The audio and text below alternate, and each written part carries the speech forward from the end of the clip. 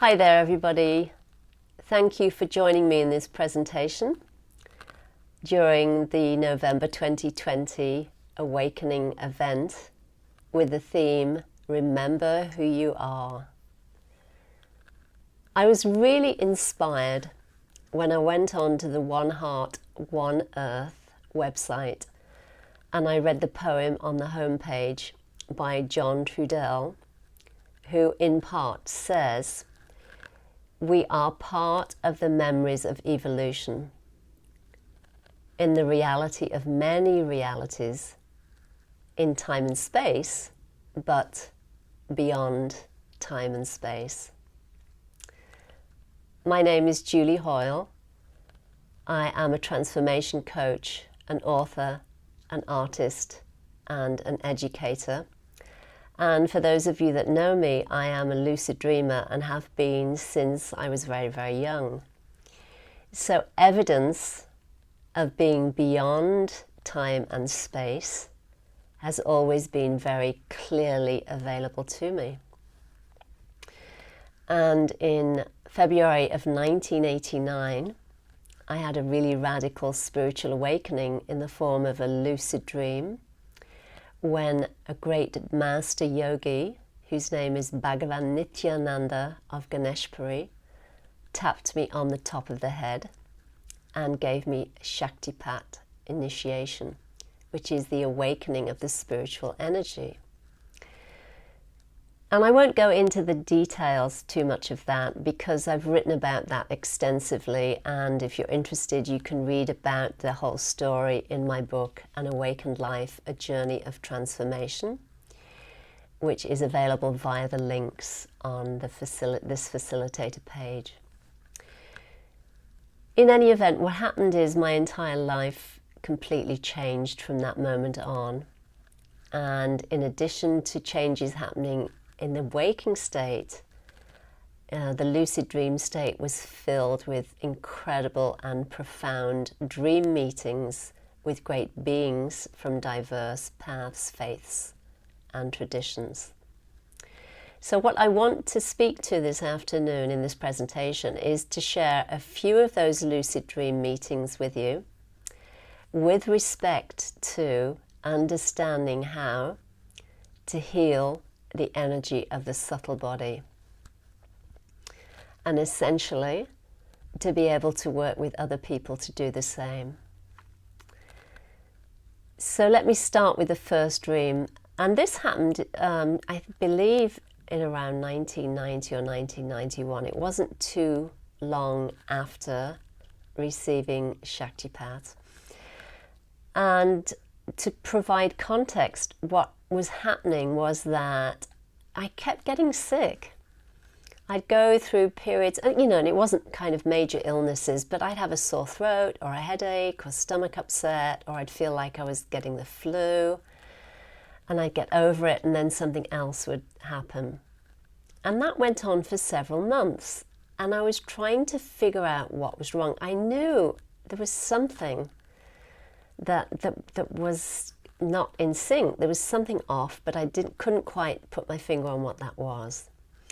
So anyway, what happened is one morning I was really, really feeling under the weather, and I went and spoke to my supervisor and I said, "Look, I'm not feeling well. I'm not going to be able to carry on and work till the end of the day. I need to go home."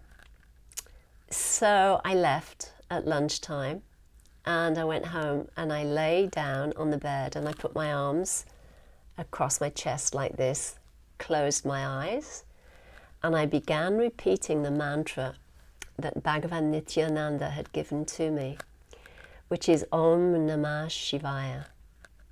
Om Namah Shivaya. Om is the primordial sound. Namah means I bow to, and Shivaya is consciousness itself, supreme consciousness. So I was essentially saying, I bow to the light within me, or I bow to supreme consciousness. I bow to that. After a few repetitions of Om Namah Shivaya, what happened is I began being drawn into a very deep, profound dream. And I woke up in the dream. I was completely awake in the dream. And I opened my eyes, and it was me still in my body, in my room, and in the bedroom. And what happened is the door opened, and one of the great beings, one of the master yogis that I had met following the Shaktipat initiation, she walked into the room, she went to the window, and she began drawing an oval shape. And she drew this oval shape, and then she indicated 3 lines within the oval shape. And as she was drawing the lines, she said, there are cracks in the subtle body because of the channeling. Then she sat down next to me on the bed, and she began running her hand about 6 inches above my body. So she was essentially smoothing out and healing the cracks in the subtle body. And she was doing that energetically by moving her hand across the subtle body and healing it. And after she did that for 2 or 3 minutes, I felt myself being drawn back to waking. And when I opened my eyes, I felt absolutely incredible. All the, unwell conditions and feelings that I'd gone home with had completely disappeared. My energy felt like it was really full and, amazing, and it was like my energy field was filling the room and beyond. And I really, really felt absolutely amazing. And it took 2 or 3 days to actually integrate and to process the quality and the energy and the activation of what I'd been given. And from that point on, I've had no more problems, no more physical ailments. And I really began to reflect on what this great being had told me. And with respect to context, let me just say that what had happened was, prior to receiving Shaktipat in February 1989, I had belonged to a group that channeled. And I was one of the people that would channel. And there were several occasions where I had, gone into meditation, started channeling, and this incredible force, these, incredible amount of energy would come through, and I would give messages and so on and so forth. And as kind of interesting, if you like, as those experiences were, I really knew a few months before I received Shaktipat, I knew when I was in these groups that it really wasn't my path, it wasn't my calling. Nothing against channeling at all, but it just really did not feel like what I was being called to. I knew that the direction I was being called to was much bigger, more inclusive, and somehow more global, if you like, or more profound than what was happening within the context of a channeling group. So I stopped going. And the thing as well is, I had thought I was protecting myself by putting the white light around me before I started doing the channeling work. And evidently that had not protected me in the way I thought, it was protecting me, because of what this great being had told me, because of the channeling. There were cracks in the subtle body because of the channeling. So the great teaching, in this direct experience with this master yogi and the healing that she'd given me, is that it's really important to, in terms of taking care of one's health, to protect one's subtle body and one's subtle energy. So that's the first lucid dream I'm sharing. The second lucid dream I wanted to share happened a few years after that one. And I was in the bedroom and I was reading up about these great yogis and these master shamans who were able to travel beyond time and space and to initiate people and to, you know, even bilocate and to be able to give teachings and to manifest in different forms, and, you know, and to do these amazing things. And I was reading about one specific master yogi, and I had this kind of an autobiography of his life. And I held the book against my heart and closed my eyes. And I said, oh, Baba, I so love reading about you. I wish I'd met you.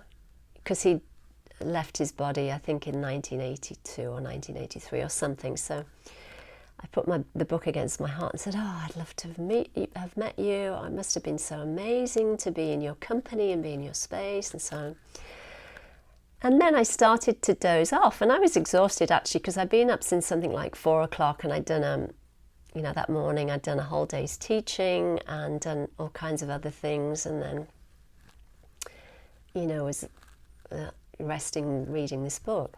So then I fell asleep, and what happened is I began being pulled through this, it was almost like a long dark tunnel. I was pulled through this long dark tunnel. And I was completely lucid, completely awake within the dream. And then I landed and I found myself sitting cross-legged in a hall with devotees. And I knew immediately when I opened my eyes and saw where I was, I knew I was with devotees and we were waiting for this Baba who I'd wanted to meet. We were waiting for him to come into the hall to give a talk. So I sat there thinking, oh my gosh, how is this even possible? My body's at home in bed in 1992 or 1993, whatever year it was, in the Bahamas, and here I am, you know, in a different time and in a different space with devotees waiting for Baba. So I turned to this woman next to me and I said to her, what year is it? So she kind of looked at me as if I was a lunatic. And she said, it's 1978. So I said, oh, okay. So what happened then is that I was looking around the room and I saw this woman walking towards me, and she handed me a piece of paper. And the paper was just lined paper, and it was folded in two. And when I opened the paper, there were these tiny, beautiful tiny opals that had been stuck onto the paper in the shape of two birds' wings. And then underneath, something was written in Hindi. And I don't read Hindi, I didn't understand what it meant. And I was looking at it thinking, I don't know what this means. But then, just like disappearing ink, the words faded, and then English words appeared. And those English words said, great are those that can travel through time and space. So I folded the paper, I pushed it down inside my clothing, and then I started to feel a bit woozy, as if I couldn't stay in that space and that state any longer. And I knew I was going to be called back to my body. But then I had a thought, how do I get back to my physical body? I'm in a different time and space. And I then began to be a little bit worried and a bit afraid that I wouldn't be able to find my way back. So I stood up and started staggering around like a drunken person. And I found a door, went through a door, and then I was walking up and down corridors, opening all these different doors.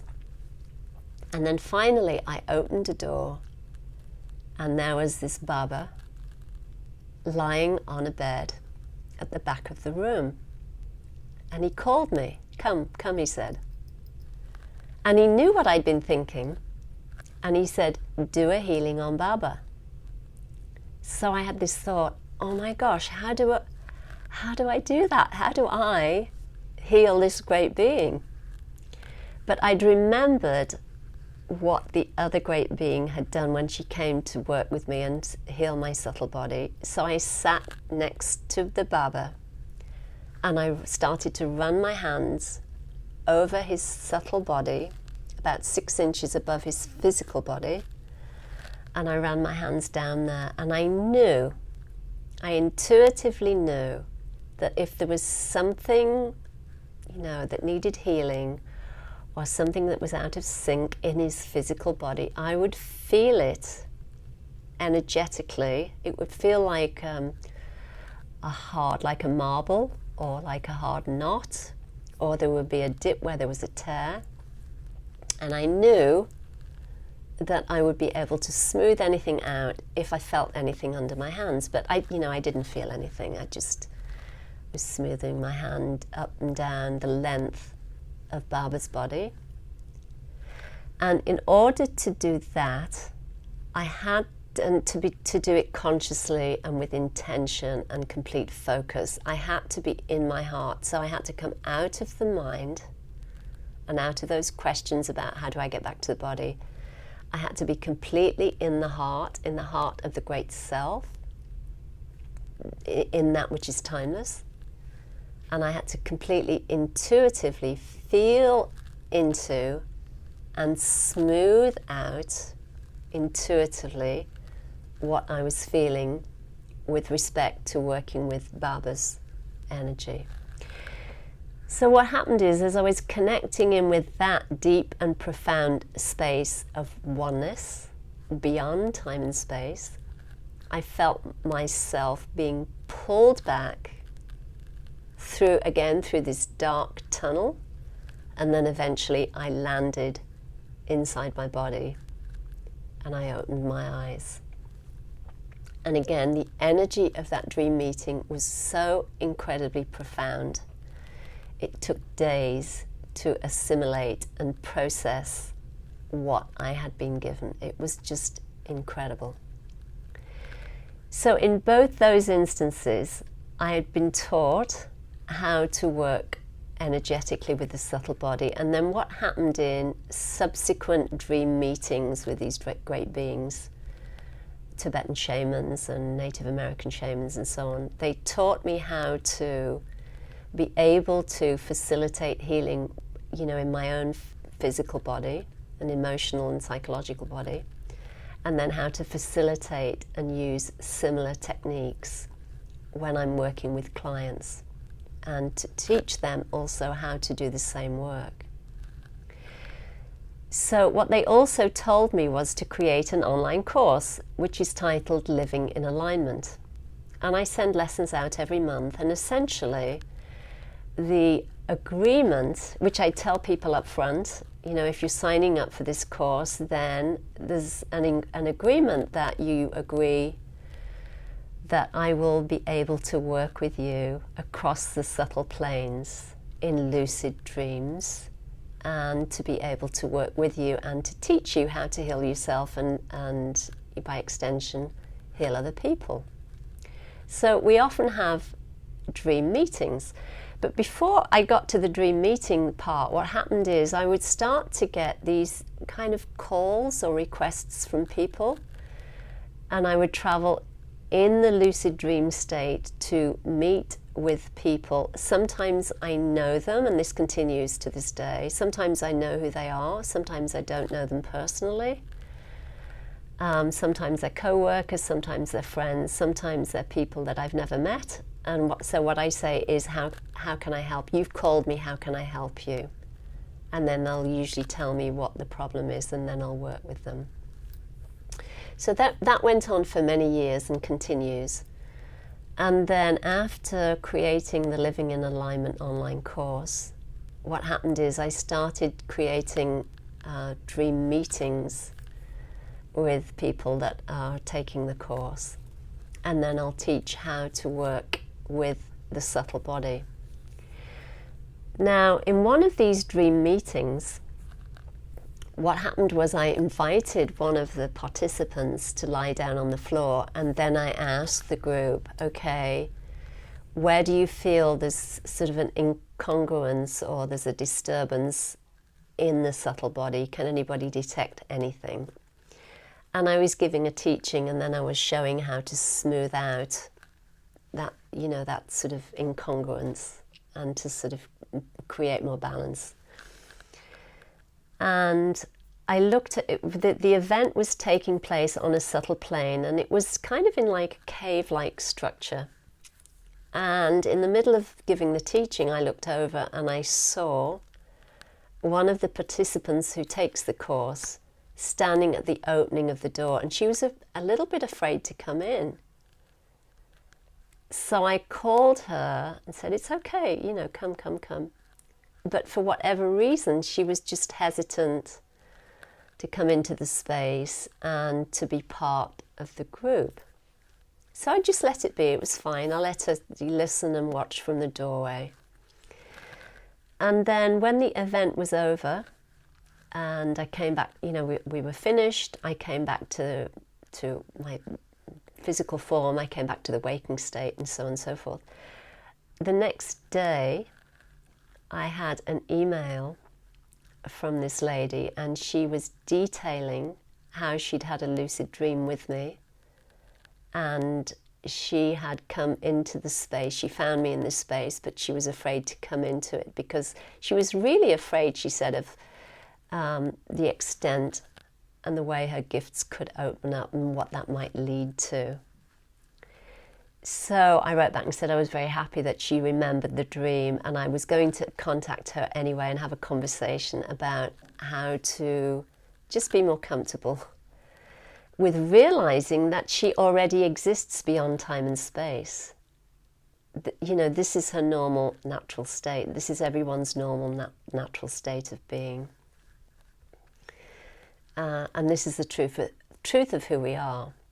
We exist as that which is timeless, and we also exist in time as this physical form. So to respect and understand both aspects is really important. So the reason I'm sharing these lucid dreams with you is that I would really love to invite you now to just have a little practice, just for a bit of fun, and just try out, you know, what that feels like for you. And you can either close your eyes or you can sit with your eyes open, it doesn't matter. And just, you know, and I used to play these games as a kid actually before. Nobody even told me this, but I used to play at getting a sense of if there was something wrong anywhere in someone's physical body by moving my hands like 5 or 6 inches above the form of the person I was, you know, just playing with or testing, if you like. So you can close your eyes or keep your eyes open, and essentially just 5 or 6 inches above your own body, just, you can run both hands over your body, and you can just focus on one area if you like, or you can run your hands over the full length of the body and just get a felt sense. Don't sit in the mind and analyze and think, oh, I'm not feeling anything. Because you won't feel anything if that's what you tell yourself, I won't feel anything. So just get a kind of a felt sense of if anything feels a little out of order or a little off or in need of a little kind of TLC and healing. So right now, what I'm feeling with respect to my own physical body as I'm doing this, I'm feeling a little bit of tightness and a little bit of contraction in my shoulder, in the back area of my shoulder. So I'm just going to smooth that out. And I'm pretty sure that has to do with, I've been doing a lot of kind of weightlifting, not weights as with weights, but you know, sort of Pilates and kind of intense swimming and a lot of exercising over the last few weeks. So I'm really feeling it in the shoulder area, in the back there, which hadn't been conscious actually. It wasn't like I was getting an ache there before I was doing this.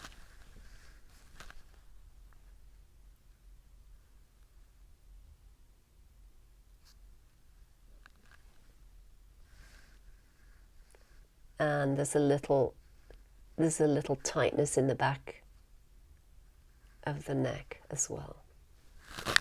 So you can do this with yourself, you can also do this with other people as a way of like connecting in. And let me say here as well, is when you're running your hands across your own body or across the body of a client or a friend or family member, what you're actually doing is you're connecting in, you're in the heart, you're listening, and you're getting a felt sense.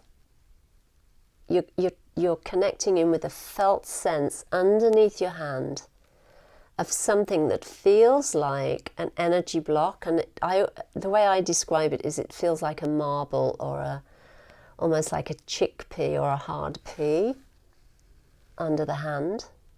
Or sometimes it's kind of like a little dip where there might be a tear or there might be an indentation in the subtle body.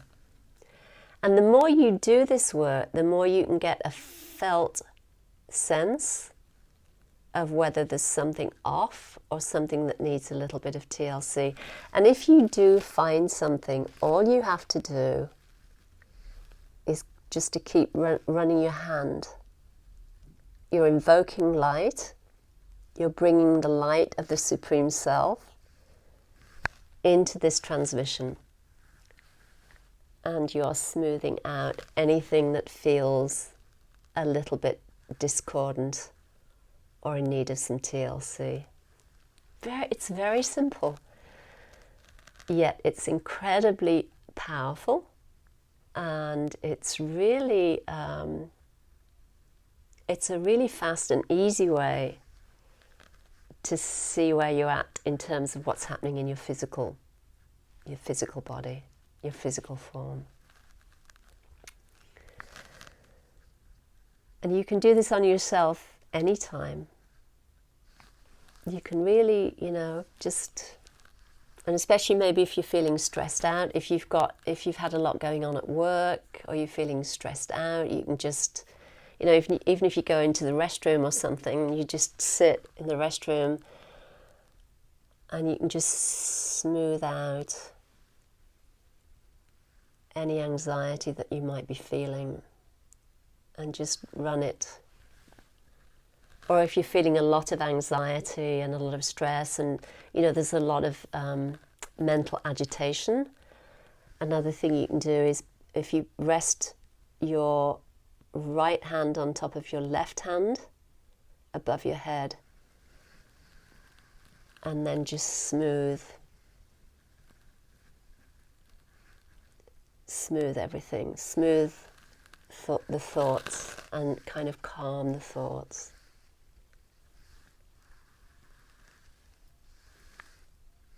And come back into center, come back to your heart space, come back to your true nature, which is the Supreme Self. And that is the truth of who you are. Existing beyond time and space, in time and space, and at the same time existing beyond time and space, and that is the truth of who you are. So I want to thank you for joining me this today or this afternoon, this morning, whenever you're joining. And also I'd like to invite you, if you have any questions or if you'd like to share anything following listening to this presentation, you can contact me at truealignment@yahoo.com. You can also find me on Instagram, Julie Hoyle True Alignment, and you can feel free to message me about anything that I've shared during this presentation. So thank you so much for being here with me. I look forward to hearing from you or spending time together again during one of these events or one of these presentations, and I send you much love, infinite blessings, and be well, take care of yourself, and remember, you exist in time and you exist beyond time and space. Much love to you and many thanks. Bye now.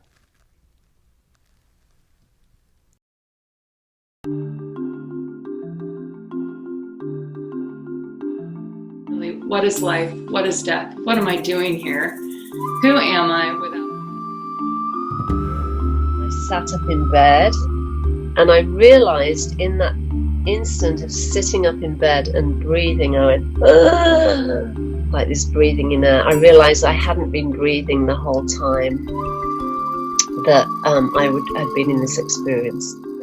And I made that sound so loudly, it woke Tony up, and he sat up and said, "What's wrong? What's wrong?" And I said, "I don't know, but my life will never be the same again." It got bigger and bigger and brighter until it was filling in every direction, and it was made up of lights and flames and white, and just got closer and closer, and then all of a sudden it hit me.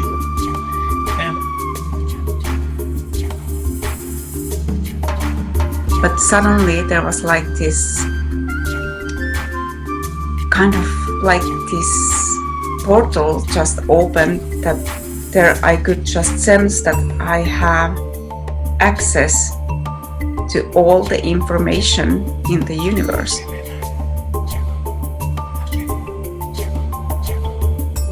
So I had like this very deep connection with my team, offered up this prayer, and within like 2 months, my entire life fell apart. So, spirit doesn't mess around. And when you ask, it is always given. And then in that dream, I understood that what I am is mirrored throughout the whole cosmos, that I'm part of all of that. I am literally part of everything in the cosmos, and all of that is part of me. It can be seen by me through these mirrors. And so I felt like this web of life, you cannot unplug from it. You cannot get out of it. No matter what you do, you are in it, and it is glorious. And all of that energy and potential and creativity and possibility is ours. And that all of the universe is reflected in our very being, in our very selves. And everything that we are is reflected throughout the whole universe too. There is no separateness. There is no such thing as anything being separate.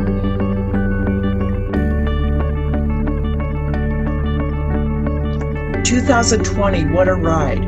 My life is 100,000 times better than I ever imagined it could be.